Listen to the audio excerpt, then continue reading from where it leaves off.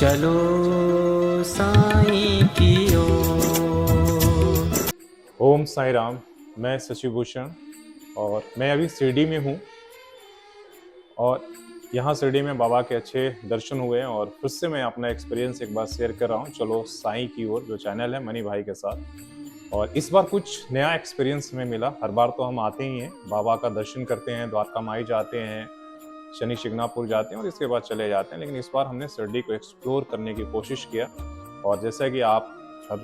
जो भी साईं भक्त है और साईं से जुड़े लोग हैं, शिरडी में 13 फरवरी को शिरडी की परिक्रमा होती है, जो 14 किलोमीटर की परिक्रमा है। लेकिन 13 फरवरी को हम जैसे लोग हिस्सा नहीं ले पाते हैं, बच्चे का एग्जाम होता है जिससे शिरडी नहीं आते हैं। आने का मन हर वर्ष होता है कि काश हम भी शिरडी परिक्रमा में हिस्सा ले पाए। और इस बार तो रिकॉर्ड 1 लाख लोगों ने हिस्सा लिया, जैसा हमने वीडियो के माध्यम से देखा, अलग अलग चैनलों पर कवर किया गया और कई लोगों का एक्सपीरियंस भी सुना। तो हमें भी मन था कि कभी हम भी जब शिरडी आए, बाबा के दर्शन के बाद शिरडी की जो परिक्रमा है कर सकें, क्योंकि इसका धार्मिक और आध्यात्मिक जो महत्व है, जो साईं भक्त हैं उस शिरडी से और साईं से जुड़े हर एक चीज को वो देखना चाहते हैं और उन लोगों से मिलना चाहते हैं जो साईं से जुड़ा है। तो जब आज के आपको पता है कि साईं ने यहाँ 60 वर्षों तक अपने जीवन व्यतीत किया है और उस वक्त का शिरडी और आसपास का जो एरिया था, जहाँ साईं जिन रास्ते से होकर गुजरते थे, जहाँ जिन गांवों में जाते थे, जिन लोगों से मिलते थे, उसी पर उन्हीं सब रास्तों को जोड़कर, उन्हीं गांवों को मिलाकर शिरडी परिक्रमा की एक परिकल्पना की गई और उसकी शुरुआत किया गया है। तो हम जैसे जितने भी साईं से जुड़े लोग हैं, उन्हें ये एक तरीके कहीं ना कहीं दिल में एक ख्वाहिश रहती है कि हम शिरडी परिक्रमा कर पाएं। लेकिन साल में जब एक ही दिन के लिए होता है तो वो संभव नहीं है। लेकिन इस बार हमने जब यहाँ पर अभी आए हैं शिरडी में, तो हमने दर्शन करने के बाद ये अपनी बात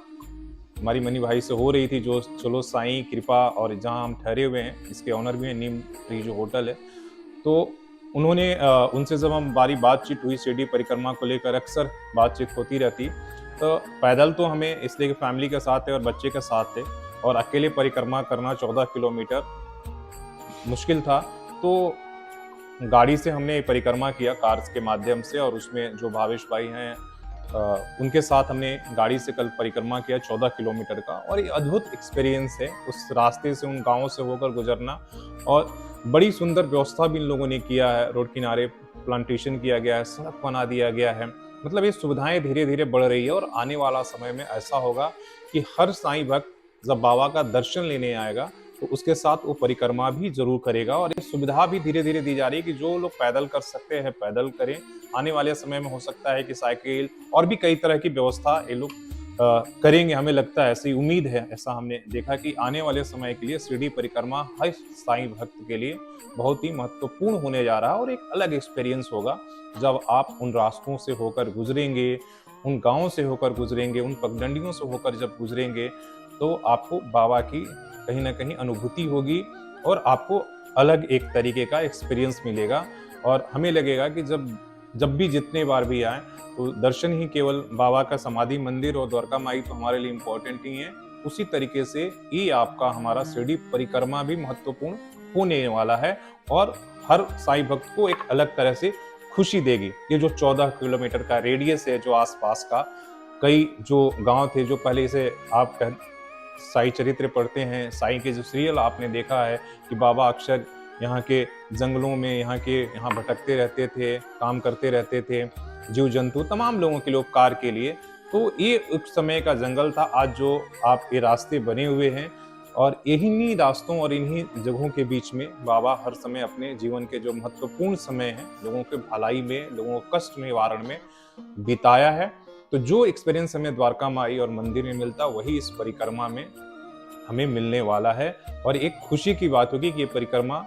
अब धीरे धीरे जैसे जैसे रफ्तार, जैसे इस बार 1 लाख लोगों ने हिस्सा लिया, हमें लगता है अगले बार और लोगों ने हिस्सा लिया होगा। और इसके जैसे जैसे समय चेंज होगा और अब सभी के लिए अगर सभी दिन खुल जाएगा, तो हमें लगता है आने वाला समय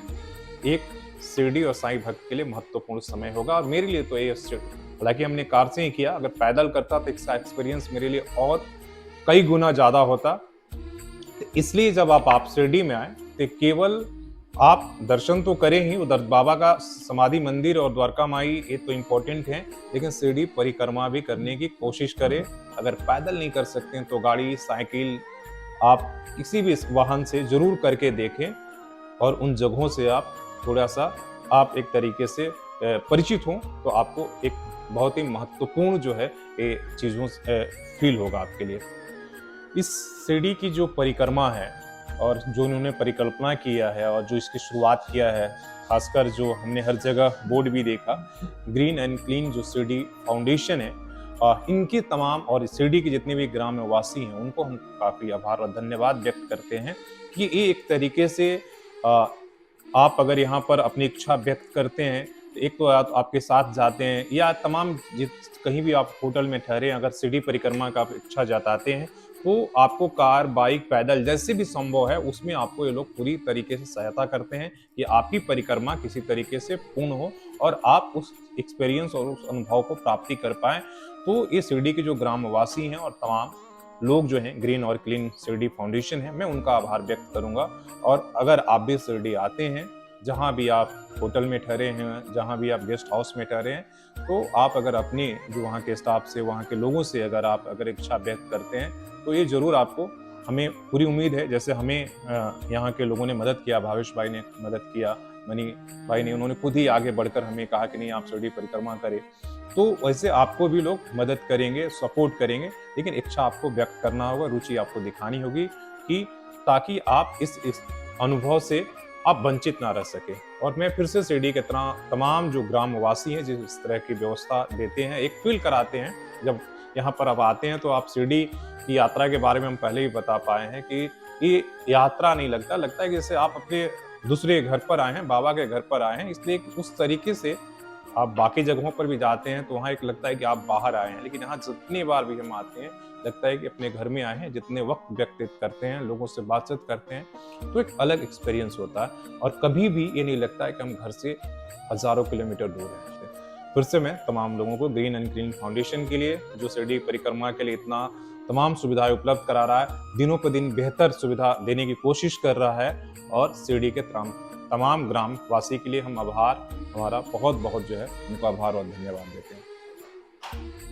शिरडी को समझना है और साईं से हमेशा जुड़े रहना है, इसलिए कि हम तो एक भी एक्सपीरियंस नहीं छोड़ते हैं। जो भी इस चैनल पर, खासकर जो साईं की चलो साईं की ओर, जो एक तरह से मनी भाई ने एक तरीके से नारा ही दिया है और लोगों का जुड़ने का एक रिश्ता जो उन्होंने पूरे देश भर, दुनिया भर के साईं भक्तों से बनाने की कोशिश किया। एक दूसरे से हम जरूर नहीं मिलते हैं, लेकिन डिजिटली इनके माध्यम से लगता है कि हम एक दूसरे से परिचित हैं। तो आप भी चलो साईं की ओर को सब्सक्राइब करें, ताकि आपको भी वही फील हो जो अनुभव हम करते हैं कि हम 3 महीने बाद आए, 6 महीने बाद आए, साल भर आए, लेकिन लगता है कि हम शिरडी से नित्य प्रतिदिन जुड़े हुए हैं, हर अपडेट से जुड़े हुए हैं। हम